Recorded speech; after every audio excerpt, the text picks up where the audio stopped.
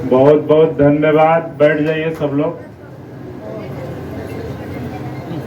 जो लोग पीछे खड़े हैं, आगे कुर्सी कुछ खाली है, आप लोग भी आगे आके बैठ जाइए। पीछे में जो लोग हैं आगे आ जाइए, खड़े मत रहिए भाई, बैठ जाइए आप लोग। आगे नहीं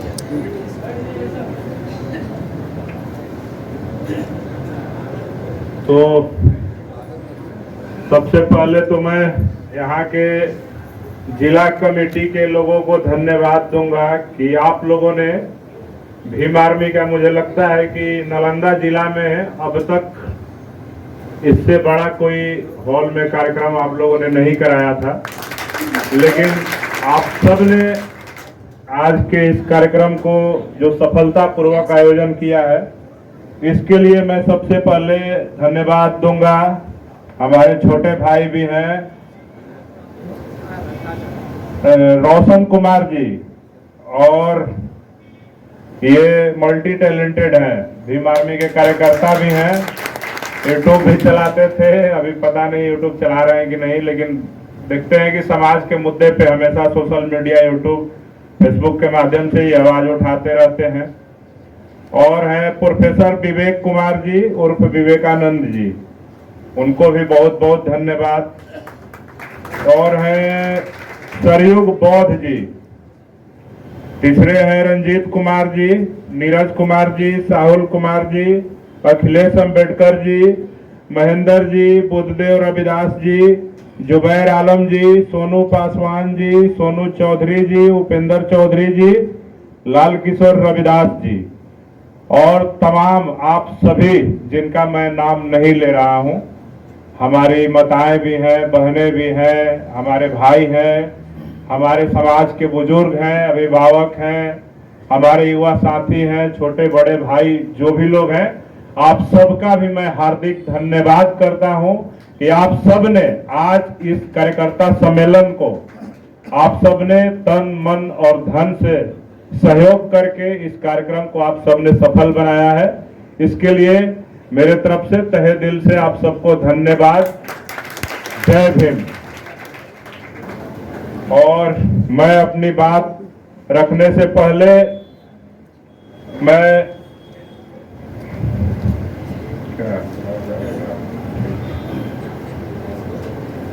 और हमारे पत्रकार साथी भी हैं, क्योंकि आपकी खबरें, आप अगर बड़ा कार्यक्रम करें तो भी आपकी खबरें अखबार और टीवी में नहीं चलती है, लेकिन जो सामंतवादी, मनुवादी जो लोग हैं वो कुछ नहीं भी करते हैं तो उनका खबर नेशनल मीडिया में, टीवी चैनल पे, अखबार में, रेडियो पे आ जाता है। तो मैं धन्यवाद दूंगा कि हमारे जो यहाँ पे सम्मानित किया गया हमारे साथियों को, जो हमारे पत्रकार, यूट्यूब, सोशल मीडिया के भाई लोग हैं जो मेहनत करते हैं, जिसमें शैलेश कुमार जी हैं, बीरेन जी हैं, निरंजन जी हैं, छोटा भाई है युवराज, और भी साथी हैं। उस सभी को मैं धन्यवाद दूंगा कि आप सब ने पूरे बिहार के अंदर भीम आर्मी का जो कारवां चल रहा है, भीम आर्मी का जो कार्यक्रम हो रहा है, भीम आर्मी का जो आंदोलन हो रहा है, उस आंदोलन में बिना किसी स्वार्थ के आप सब लोग निस्वार्थ भाव से आप लोग समाज के मुद्दे पे हो रही हर जंग को आप लोग खबर बना करके, वीडियो के माध्यम से आप लोग अपने समाज के बीच में परोसने का काम कर रहे हैं। इसके लिए मैं आप सबको बहुत बहुत धन्यवाद देता हूं कि आप सब अपने संसाधन पे अलग अलग जिलों में जाकर के, मैं देखता हूं, मैं जब से बिहार का प्रदेश अध्यक्ष बना हूं भीम आर्मी का, मुझे ऐसा नहीं लगता है कि कोई भी जिला हो जहां पे हमने आंदोलन किया हो, चाहे वो किसी भी मामले को लेकर हो, चाहे नवादा में जो दलितों के घर जला गए उस मामले में हो, वहां पे हमारे साथ ये सभी साथी जो यूट्यूब के साथी हैं, सभी लोग मजबूती से खड़े रहे। चाहे बक्सर में आजाद पासवान के जो हत्यारे थे उनके जेल भेजवाने के लिए, आजाद पासवान को न्याय दिलाने के लिए जब आंदोलन किया गया बक्सर में, वहां भी आप सब ने बढ़ चढ़ के हिस्सा लिया और वहां पे जो भी आंदोलन हुआ उस खबर को आपने प्रमुखता से दिखाने का काम किया। चाहे छपरा में आंदोलन हुआ हो, चाहे आरा में आंदोलन हुआ हो, चाहे मुजफ्फरपुर में आंदोलन हुआ हो, कहीं भी शोषण, जुल्म और अत्याचार के खिलाफ जहां भी भीम आर्मी लड़ती है, वहां पे हमारे सोशल मीडिया, यूट्यूब के जो पत्रकार साथी हैं, ये सभी लोग प्रमुखता से अपने समाज की जिम्मेदारी निभाते हैं। इनके हाथ में बहुत कुछ नहीं है, एक छोटा सा मोबाइल फोन है और उसी मोबाइल के सहारे जो समाज के ऊपर शोषण, जुल्म, अत्याचार हो रहा है उन खबरों को दिखाते हैं। अगर कोई घटना मुझे जानकारी नहीं होती है तो ये लोग मुझे फोन करके बताते हैं कि भाई वहां पे ये घटना हो गया है, वहां पे भीम आर्मी को जाना चाहिए, वहां पे अपने समाज को न्याय दिलाना चाहिए। तो कई घटनाओं पे मैं इन लोगों के बताने के बाद मैं वहां जाता हूं और वहां जाकर के समाज को न्याय दिलाने का काम हम लोग करते हैं। और भीम आर्मी के बिहार में जो भी कारवां चल रहा है उसको बढ़ाने में इन लोगों का बहुत महत्वपूर्ण योगदान है, तो इनका भी हार्दिक धन्यवाद है। और इनके लिए एक बार जोरदार ताली बजा दीजिए आप सब लोग। ये सभी जो हमारे यूट्यूब के साथी हैं, ये लोग बहुत अच्छा काम कर रहे हैं और समाज पे हो रहे हैं, बिहार में शोषण अत्याचार पे आवाज उठाते हैं, वीडियो बनाते हैं, खबर बनाते हैं,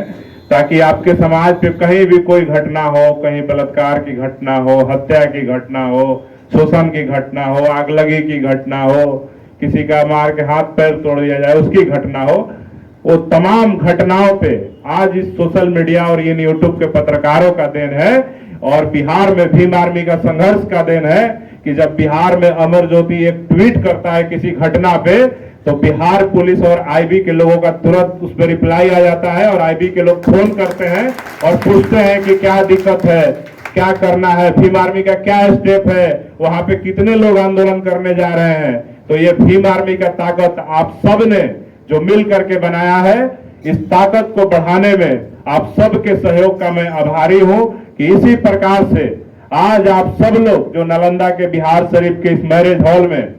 जो लोग भी उपस्थित होकर के भीम आर्मी को कारवां को बढ़ाने के लिए आज आए हुए हैं, आप सब लोग इसी तन मन और धन से संगठन को बढ़ाने के लिए आप सब लोग जो भी हमारे पदाधिकारी यहाँ पे नियुक्त हुए हैं या नियुक्त होंगे, जो जिम्मेदार पदाधिकारी हैं, उनके कंधे से कंधे मिला करके आप लोग समाज को न्याय दिलाने के लिए निस्वार्थ भाव से खड़े नजर आइए। मैं दावे के साथ कहता हूं कि आपके समाज पे हो रहा शोषण अत्याचार जो है, आप लोग जब एकजुट हो जाएंगे तो बंद हो जाएगा। अभी हमारे एक भाई बोल के गए कि बटेंगे तो कटेंगे, वो नारा एक बिहार का सांसद है, क्या नाम है, गिरिराज सिंह, बेगूसराय के सांसद है, उन्होंने बोला कि बटेंगे तो कटेंगे। तो बटेंगे तो कटेंगे उन्होंने तो बोल दिया, तो किनके लिए बोले और क्यों बोले, इस बात का भी गहरा हम लोग पे सोचने समझने की आवश्यकता है। तो मैं यही कहूंगा कि चंद्रशेखर भाई बहुजन समाज की बात करते हैं, लेकिन हमें दुख होता है कि हम सब लोग बहुजन बहुजन बहुजन बहुजन करते रहते हैं, लेकिन ग्राउंड लेवल पे आज भी हम लोग जातियों में इतनी बुरी तरीके से बटे हुए लोग हैं। हम लोग भीम आर्मी में काम करना चाहते हैं, लेकिन हम लोग सबसे पहले जाति को प्राथमिकता देते हैं। तो मैं आज आपके मंच के माध्यम से ये कह देना चाहता हूं, आप सबसे भी ये मैं पूछना भी चाहता हूं कि अगर भीम आर्मी में काम करना है और आपको कोई जिम्मेदारी चाहिए तो सबसे पहले आप अपनी जाति को अपने घर में रख करके आइए और तब जाकर के भीम आर्मी में काम कीजिए और बहुजन बन करके यहाँ पे बहुजन बन करके आप काम करिए और भीम आर्मी को आगे बढ़ाने का काम करिए और बहुजन समाज पे हो रहे शोषण, जुल्म और अत्याचार, अन्याय के खिलाफ आवाज उठाने का काम करिए। नहीं तो अगर आप जातियों में बटे रहेंगे तो जैसे आप जातियों में बटे हुए हैं, दुसाध, चमार, धोबी, पासी, मुसहर, कोयरी, कुर्मी, अहिर, गडेरी और तमाम जातियों में बट करके आप लोग अलग अलग जो अपना अपना जाति का सेना, अपना अपना जाति का महासभा, अपना अपना जाति का संघ बना करके जो लोग भी काम कर रहे हैं विभिन्न विभिन्न जातियों में, बहुजन समाज के बटे हुए लोग,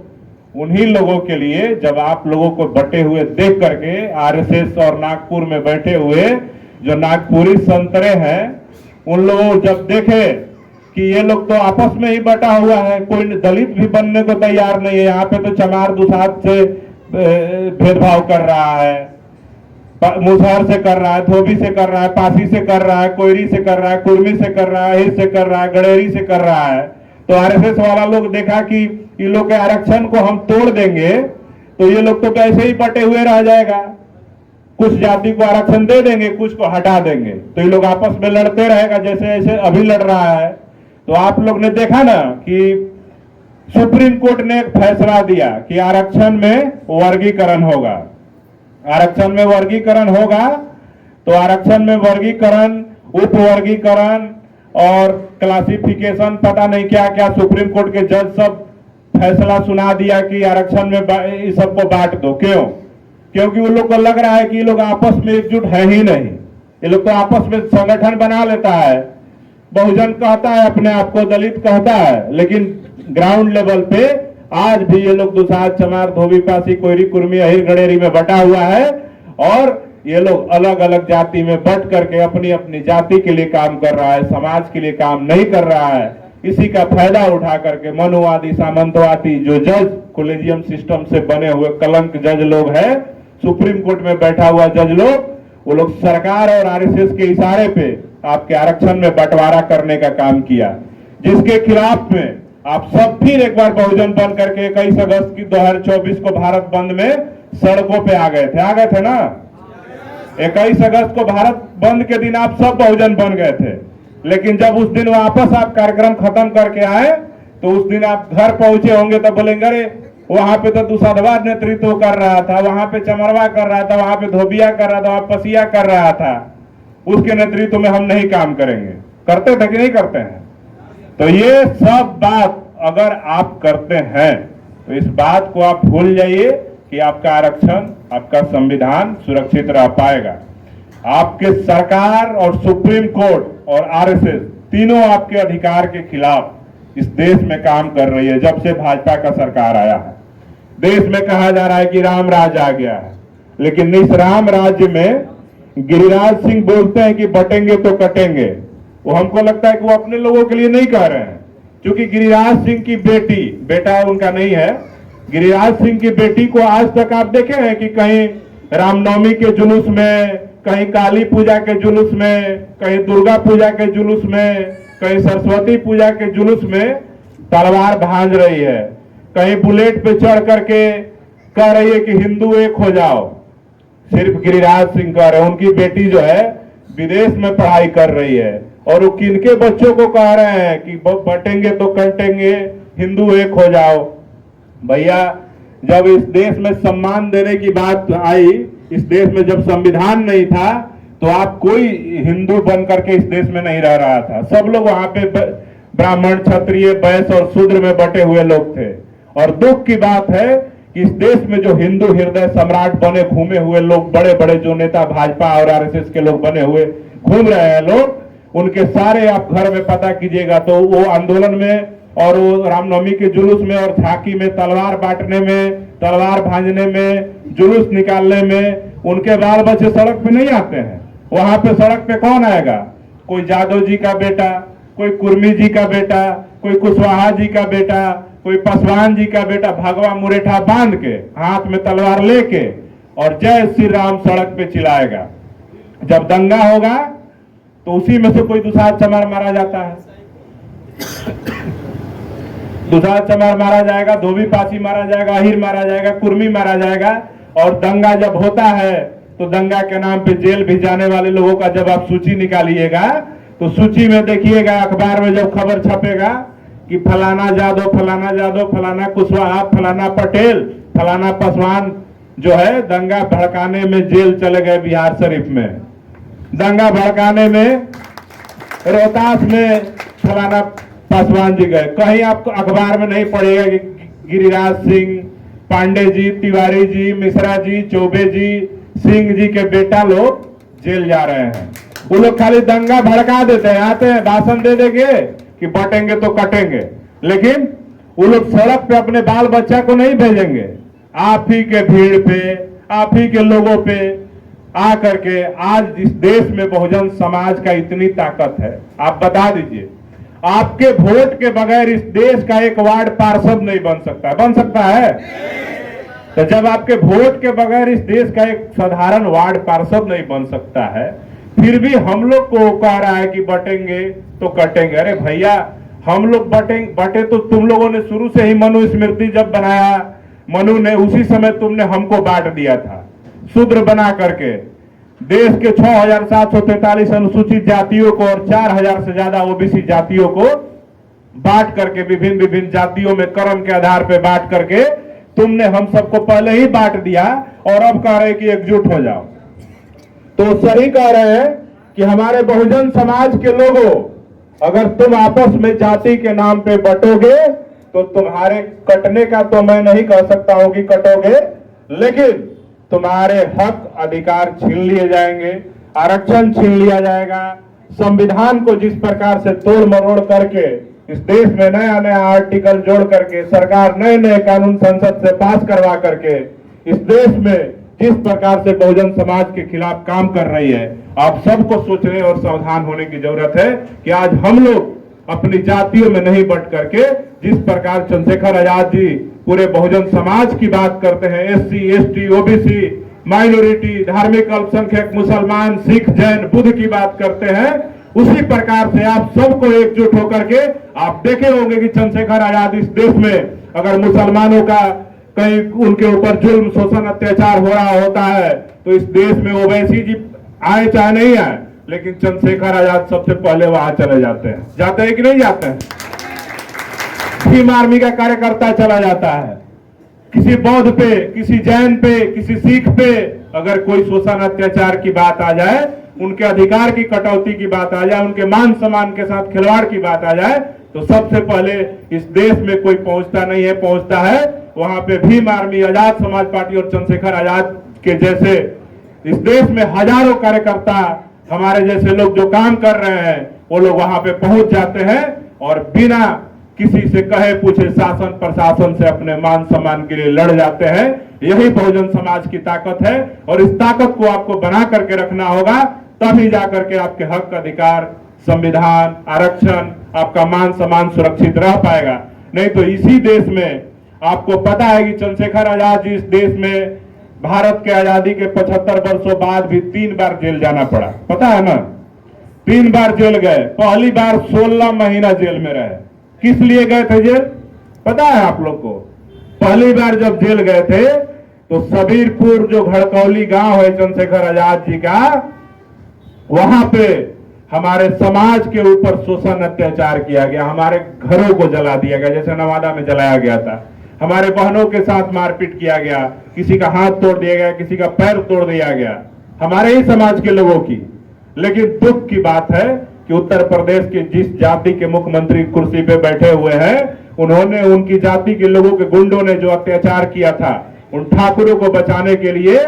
वहां पे योगी आदित्यनाथ ने हमारे लोगों पे अत्याचार भी अपने जाति के लोगों से करवाया और हमारे लोगों को ही जेल भेज दिया। और चंद्रशेखर आजाद के साथ उनके 17 साथियों को सहारनपुर और मेरठ के जेल में बंद कर दिया। और उस मामले में चंद्रशेखर आजाद पे राष्ट्रीय सुरक्षा कानून जो इस देश के आतंकवादियों पे लगाया जाता है, जो लोग देश विरोधी काम करते हैं उन पे लगाया जाता है, वैसे कानून के अंदर उनके मुकदमा दर्ज करके उनको 16 महीना जेल में रखा गया। तो चंद्रशेखर आजाद पहली बार अपने समाज के मान और सम्मान के लिए जेल गए। दूसरी बार जब जेल गए तो आप सबको पता है कि दिल्ली के तुगलकाबाद में हमारे रहबर, हमारे गुरु संत रविदास जी का जब मंदिर को ध्वस्त किया जा रहा था, जो तुगलकाबाद में मंदिर है, उस मंदिर को दिल्ली के हाई कोर्ट ने आदेश दे दिया था कि उस मंदिर को ध्वस्त कर दिया जाए और वहां पे दिल्ली डेवलपमेंट अथॉरिटी के माध्यम से विकास का कार्य दूसरा होगा, मंदिर तोड़ करके। तो हमारे महापुरुषों का सम्मान बचाने के लिए दोबारा जब चंद्रशेखर आजाद जेल गए तो 60 दिन जेल में रहे थे, दिल्ली के तिहाड़ जेल में, पता है ना? तो पहली बार चंद्रशेखर आजाद अपने समाज के मान सम्मान बचाने के लिए, और दूसरी बात जब गए तो संत गुरु रविदास जी अपने महापुरुषों के स्वाभिमान के लिए जेल गए। और तीसरी बार जब जेल गए तो इस देश में नरेंद्र मोदी की सरकार ने एक कानून पारित किया, सीए, एनआरसी, एनपीआर, नाम सुने होंगे। आपके पूरे देश में सबसे पहले जब इस देश के बड़े बड़े नेता, जिनको आज तक हम लोग सदियों से वोट देते आए हैं, चाहे वो बिहार वाले नेता हो और चाहे उत्तर प्रदेश वाले नेता हो, जो बहुजन के नाम पे वोट ले लेकर के, कभी सेकुलरिज्म के नाम पे वोट ले लेकर के, पिछड़ा के नाम पे वोट ले लेकर के सत्ता में तो आ जाते हैं, लेकिन सीए, एनआरसी, एनपीआर में सबसे ज्यादा नुकसान इस देश के दलितों और आदिवासियों को होने वाला था। उस कानून के